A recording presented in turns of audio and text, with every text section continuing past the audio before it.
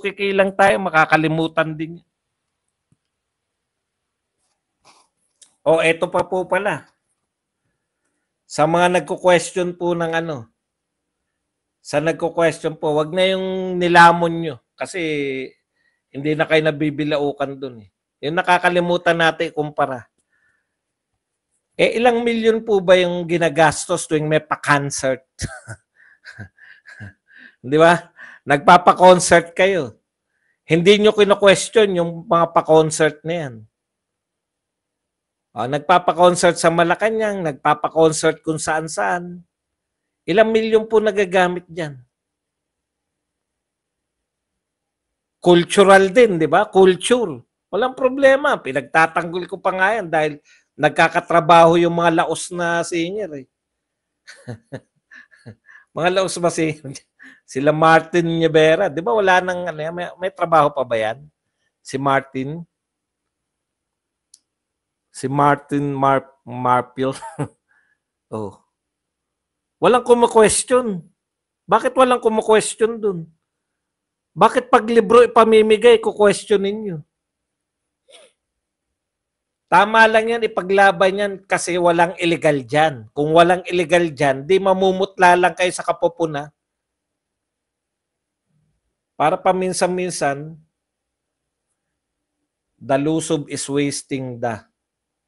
Ano yung lusob? Press con president naging conman, Serbadong worst leveling up ever. May pa-concert ngayon dito sa Lipa ang pagkakaisa. O magkano inaano riyan? Magkanong... ang problema kasi billion-billion yung... Billion-billion po yung billion-billion yung ating ginagastos. No? Sa mga proyekto. Tapos ito, ang liit. Hindi po ako nalilitan sa 10 milyon. Hindi nga ako makakahawak ng 10 milyon. Ang liit yan kumpara sa mga proyekto ng iba. Pero kung, yan na naman, di ba, naglabas sila, meron 2 testigo. Tapos KOJC natabo. Naawa ako sa mga congressman eh.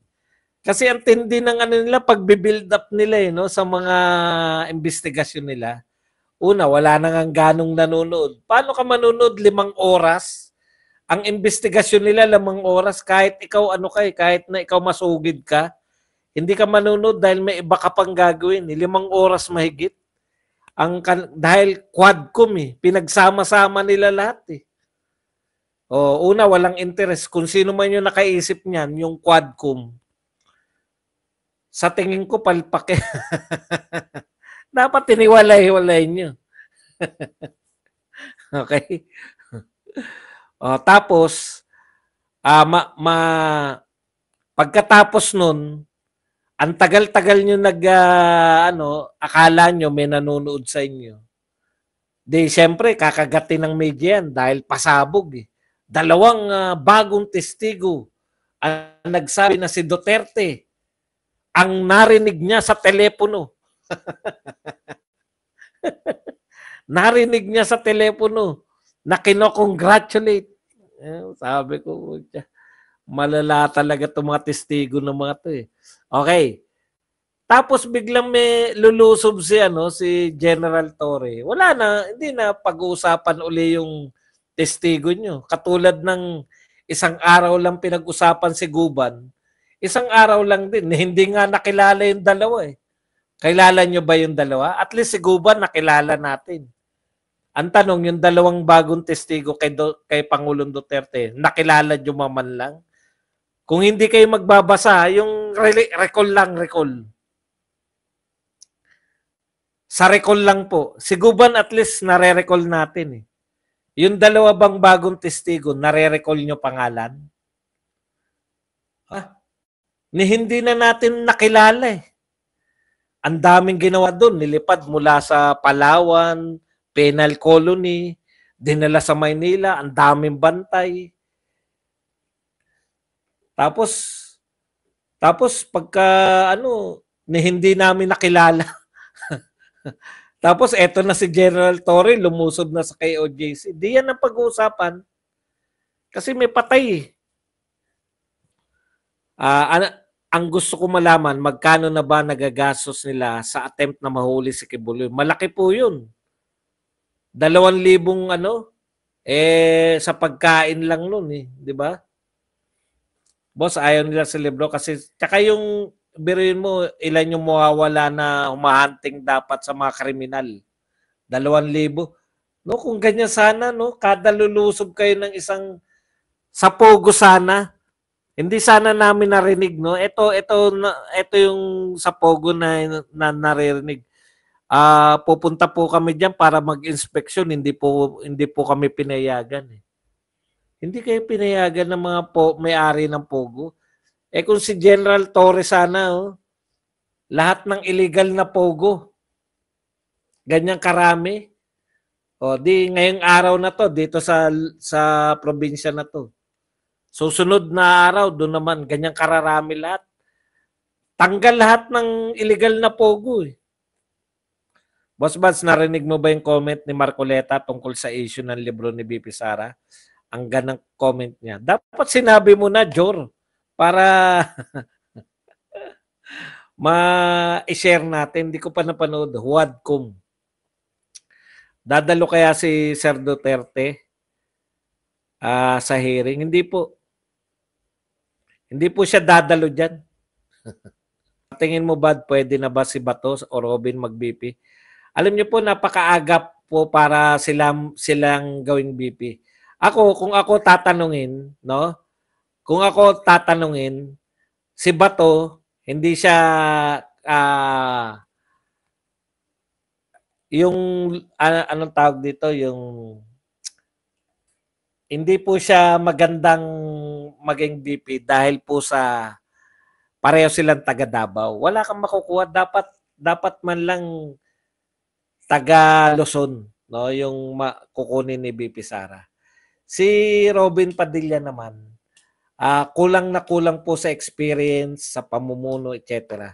Talagang maraming kakulangan si Robin para mag-vice president. Kung yun lang po ba naisip niyo, dalawa lang.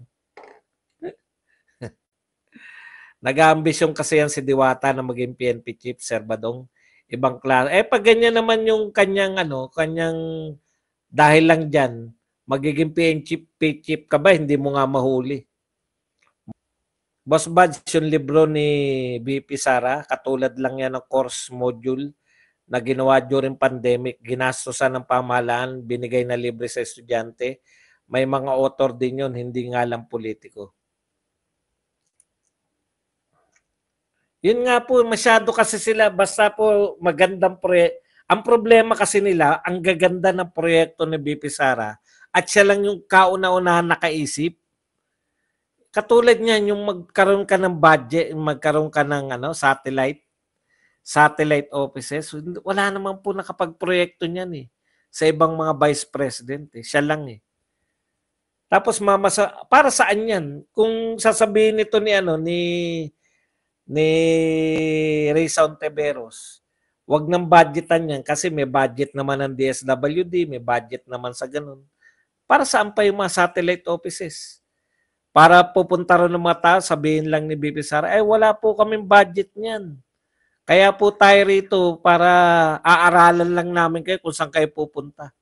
Kalokohan, 'di ba? Hindi naiisip yun ni Risa Ontiveros eh. Akala niya makaka-score siya eh. Meron siyang pronouncement noon na kinakailangan mawala yung power. Ano ba mapapala natin kung mahuli nga si Kibuloy? Makikinabang ba yung buong bansa? Hindi naman po sa ganun. Pag nahuli po si Kibuloy, kasi may warrant of arrest eh. Alam nyo, tayo, tumitingin tayo sa legality. Sila nga, hindi nila pinipigilan. Talagang ganun, yun po legality. May kaso ka, may warrant of arrest, dapat huliin. May idea ka na, Badong, tungkol sa bilang balitang paimbestigahan daw ni Garin ang utang na 7 trillion daw during PRRD admin. Opo, natalakay ko na nga yan eh. Actually, natalakay ko na yan. Para answeran lang kita, yun nga yung problema doon eh, no? Sabi ko nga, nung tinalakay ko yan, Si Tatay Digong, yung utang niya, lalo na nung pandemya, kasi binanggit pa ni Garin yung salitang pandemya. Justified yun. Wala namang budget para bumili tayo ng bakuna eh. Wala rin namang budget para mag-ayuda. Kaya po justified po yun. Bigla kang mautang. Ang mahirap po, ito po ang problema natin sa pag-utang, hindi po yung may utang tayo, no? Kung yung inuutang po ng tao, kaya lahat po ng negosyante may utang. Alam niyo po ba yun? Lahat po ng negosyante may utang po yan. Kasi yung perang pinangnenegosyo nila, inuutang nila, kumikita. 'Di ba? Mga mayayaman tao po, may mga basta negosyante, may mga utang po 'yan. Okay. Kung yung utang mo ay napupuhunan, saan ba ginastos ni Pangulong Duterte? Yung mga ang dami niyang paggawain. Yung po, pinakamaganda pong pagkagastosan ng utang, yang mga, yang pang mga infrastructure. Kasi may balik yan eh. Di ba? Namumuhunan ka eh. Kumbaga sa negosyo, nagtatayo ka ng tindahan. O kaya palengke. Marami nang uupa sa'yo. Kikita. Pandemya pa. Kinakailangan mo mangutang kasi nagpaayuda ka eh. Pero ang problema dyan sa kay Garin, bakit hindi yung pangungutang ngayon ni BBM, bakit hindi niya paimbestigahan? Samantalang ngayon, kaya tayo nangungutang dahil mas malaki pa po. Alam niyo po ba to? Mas malaki pa ang pinang-aayuda natin ngayon. Mas malaki ba ang budget ng ayuda natin ngayon kaysa sa ayuda natin nung pandemya? O, yan po ang katotohanan. So kung mas malaki pa yung inuutang natin ngayon dahil namimigay tayo ng ayuda kahit wala na tayo sa pandemya, yun yung may question. Bakit hindi mo questionin? Bakit hindi mo tanungin? Bakit tayo nangungutang para sa mamigay ng ayudang mas malaki pa kaysa sa ayuda nung may kaya tayo inayudahan nung pandemya? Hindi tayo nagtatrabaho lahat eh. Nakakulong tayo sa bahay. Mamamatay tayo lahat kung walang ayuda o kaya mapipilitan tayong magtrabaho kung hindi ka bibigyan ng ayuda.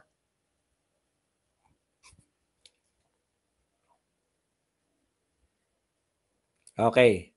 Jonathan Beches. Minura niya si Sir Buds dito.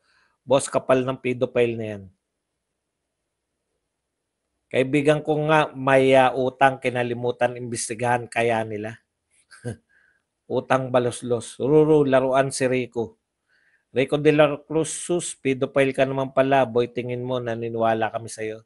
Ano ba sabi niyan ni Rico? Sabi ni Rico.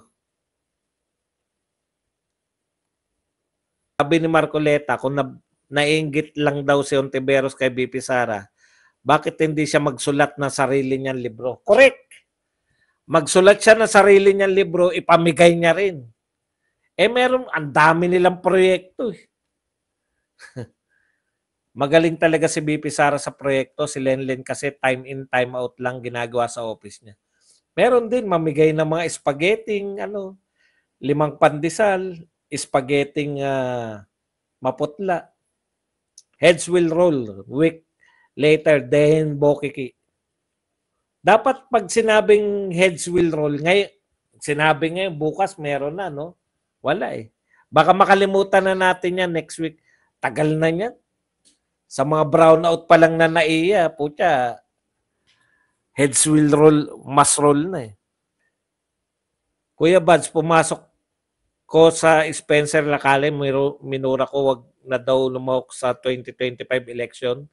Dadaya, yan po mga mali yan, no? Mali po yan. Ewan ko nga, kawawa yung mga Duterteng maniniwala dyan sa tao na yan. Huwag po kayo maniwala sa dapat hindi na bumoto dahil kahit sino pa po magsabi, hindi po dahil sa sinabi niyan. Kahit po sino magsabi, bumoto po kayo para manalo tayo. Yan po, yan ang gusto nila. Yan ang gusto ng kalaban natin. Sir Bads, bakit no-show si Mayor Baste sa siege kanina sa KOJC? Nagtatanong lang po. Hindi po niya kinakailangang naroon. No? Meron pong sineserve na warrant of arrest. Kahit sino pong mayor, senator, congressman, hindi po pwedeng harangin yun. No? Meron po silang bad blood ni gusto nga nun, alam nyo, kung pwede lang ang paghuhulihin yung mga Duterte. Matatalino po yung mga Duterte. Hindi ka pupunta ron sa lugar na yun. Ulitin ko lang. Para magpahuli. Di ba? Hindi po pwede. Anong gagawin ng mayor dun?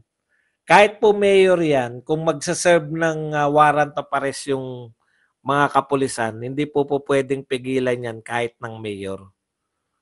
Okay? Ano po yan? Tuwan-tuwa lang po yung mga kalaban ng Duterte na makita nila ron. Ayon po kay Attorney Torion. Ito po, attorney to na kay OJC. Ulitin ko lang ulit. Baka hindi napakinggan ni Ma'am Citadel. Ulitin ko lang ulit para sa mga hindi nakapakinig na naghahanap kay Baste. Kanina, sabi ni Attorney Torion, nakita niya si General Torre. Mukhang hindi kayang magpapigil, no? Hindi kayang magpapigil, mukhang talagang desidido siyang pasukin. Kaya wala na siyang nagawa, attorney siya. Wala na siya, may karapatan siyang humarap doon. Yung mayor po walang karapatang humarap doon. No? Siya po meron. Pero natansya niya na hindi mapipigilan. Sabi nga ni Attorney Torion, baka maging dahilan pa to para damputin ako. Matalino po sila eh. Okay? Okay. So, if you know what I mean. Boss, ayon sa DZAR, hindi ko po alam yung nagsabi kanina na may nagbanggit ng pangalan. Hindi po ako nagre-react doon sa binanggit yung pangalan. Hindi ko po yung kilala personal at hindi ako nanonood doon. Ang sinasabi ko, pag may nagsabi sa inyo wag bumoto dahil dadayain lang, para saan pa yung karapatan yung bumoto? Di ba? Para saan pa tong pinaglalaban natin? Bakit pa tayo nakikipaglaban? Para saan? Ibibigay lang pala natin sa kanila. O inyo na yan. Hindi kami naniniwala sa botohan. Hindi ako makapaniwala na may ganyang mga ngatwira. Malala, mga bangag, parang mga pinklawan din o kaya mas malala pa. Malala pa kasi yung pinklawan at dilawan, kalaban na natin yun eh. Pero itong mga ginamit pa si BP Sara eh. Best tandem Sara and Vico Soto. Kung yan magtatandem, walang tatalo diyan, di ba? Mas sa present situation ngayon ng KOJC, pwede ba makialam ang AFP kasi ano po yan, police matter po yan. Bakit po makikialam ang AFP? Hindi po. Iba po yun eh. Ang AFP po, yung sa dalawang people power na nauna, malaki po ang ginampanan ng AFP. Kung yun yung gusto nyong tunguhin, yung pwede ba, sa dalawang people power sa history ng Pilipinas, malaki po yung papel ng AFP. Kuya Bad, si Magalong support. Ulitin ko po, yung susuportahan po namin, hindi ko alam kung kayo ba ay naniniwala sa, basta susuportahan po naman ng kulto ni Digong, lahat po ng kandidato ni Pangulong Duterte, ni Inday Sara. Yun lang po. Bakit si Trilling yung aga mangampanya? Tama po ba yun? Tama yun kasi yung batas po ng yung hindi ka pwedeng mangampanya pag nag-file ka na ng candidacy, certificate of candidacy. Pero ngayon hindi pa siya kandidato. Hindi pa siya sakop ng ng maagang pangangampanya. Iyak ba dong iyak? Bakit naman? Masaya nga ako, Ryan. Wala na sila sa hulog, no? Akala mo pag nahuli ba si Kibuloy? Nahuli na ba si Duterte ng ICC? Bakit kami iyak? Anong meron? Ikaw ang umiyak kasi 3,000 na yung pulis na pinadala, hindi nyo pa nahuli si Kibuloy. Ikaw ang umiyak kasi araw-araw Alice Go yung topic sa Senate hearing. Natakasan pa rin si Alice Go. Ikaw umiyak kasi nagbalik na yung mga drug addict sa mga komunidad. Kami ba iyak? Malapit na mahuli, huwag kayong mag-alala. Okay, tsaka katumawa pag nahuli si Tatay Digong. Wala pa nga yung warrant eh. 'Di ba sabi niyo nung June or July, August na. Kailan naman? Paano mahuli kung walang warrant? Eh, may mga warrant nga, hindi mahuli.